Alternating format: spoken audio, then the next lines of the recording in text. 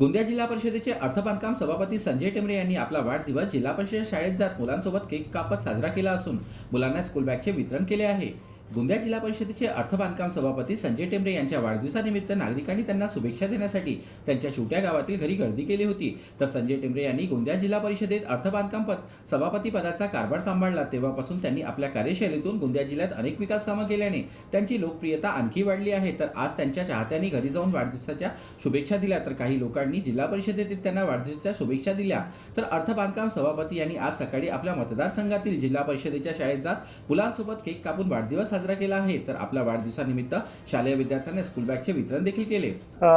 वाढदिवस आमचा आज होता 10 जुलैला आणि आमचे संपूर्ण मित्र कुटुंबाचे जे लोक आहे त्यांनी एक पूर्ण नियोजन केला होता आणि आमचा एकदा निर्णय होता की जेव्हा वाढदिवस येईल तेव्हा आपण थोडे चांगले कामं करू आणि वाढदिवसानिमित्तानं आम्ही लहान जे झेडपीचे शाळेमध्ये मुलं शिकत आहे त्यांना एक मोठं चांगलं एक असं बॅग ते वाटप करण्याचं काम केला।